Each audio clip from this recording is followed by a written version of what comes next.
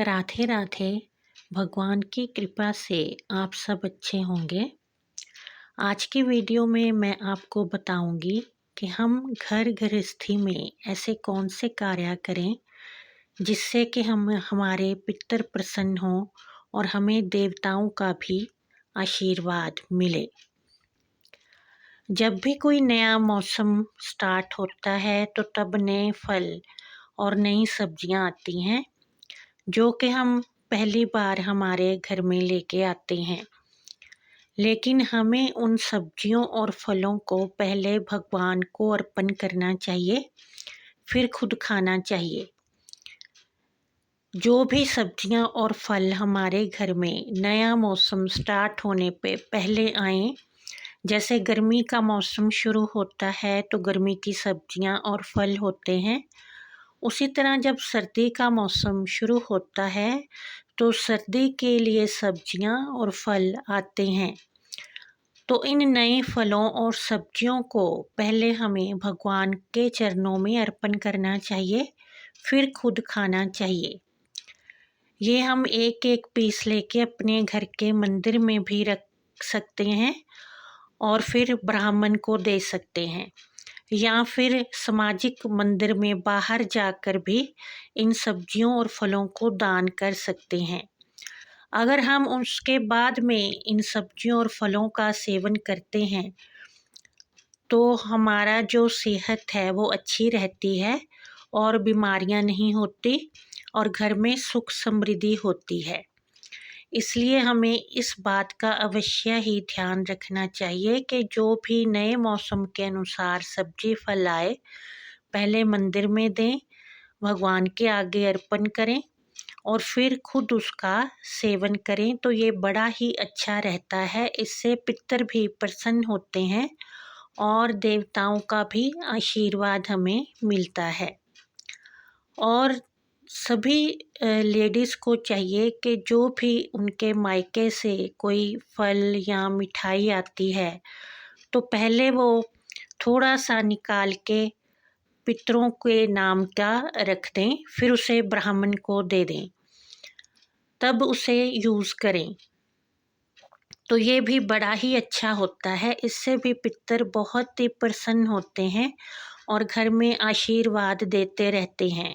संतान की उन्नति होती है और व्यापार में भी उन्नति होती है। इसलिए ये कार्य अवश्य ही करना चाहिए।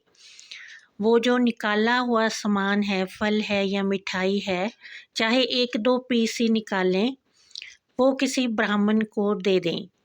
अगर ब्राह्मण कोई घर के पास में नहीं है या मंदिर भी बहुत दूर है तो ये पितरों को याद करके एक बर्तन में निकाल लें और फिर वो आपके बच्चे खा सकते हैं, लेकिन आपको वो निकाला हुआ सामान नहीं खाना है।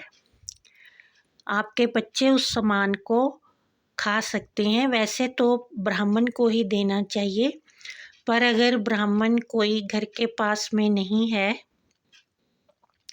और कोई मंदिर भी नहीं है कि जहाँ जाकर ब्राह्मण को दे दिया जाए, तो फिर जो घर के बच्चे हैं वो खा सकते हैं, लेकिन जो बड़े हैं वो उसको नहीं खा सकते। ऐसा अवश्य ही करना चाहिए। ऐसा करने से भी पितर बहुत आशीर्वाद देते हैं और देवता भी प्रसन्न होते हैं कि ये लोग अपने बड़ों का कितना आदर करते हैं और उनके सम्मान के लिए ये सब जो सामान आया हुआ है पहले उनके नाम का निकालते हैं। इससे देवताओं का भी आशीर्वाद मिलता है, क्योंकि अगर हम अपने बड़ों का घर में या पितरों का आदर करते हैं तो देवी देवता भी प्रसन्न होकर आशीर्वाद देते हैं। इसलिए इन बातों का ध्यान अवश्य ही रखना चाहिए। और जो भी हम नया वस्त्र या घर के लिए कोई भी बर्तन नया लेके आए तो पहले हमें उसे घर के मंदिर में रखना चाहिए, माता के चरणों में लगाना चाहिए, फिर उस वस्त्र को पहनना चाहिए और उस बर्तन को फिर रसोई घर में यूज़ करना चाहिए।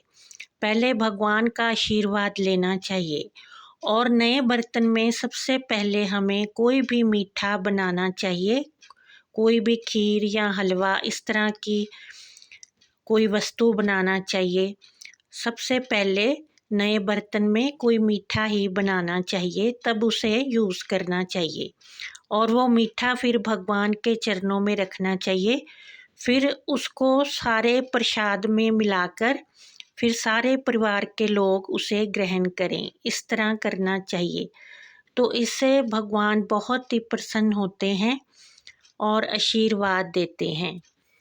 आशा है कि ये मेरा वीडियो आपको हेल्पफुल सिद्ध होगा। अगर थोड़ा सा भी लाभप्रद हो तो इसे शेयर करें और चैनल को सब्सक्राइब करें। जय माता दी।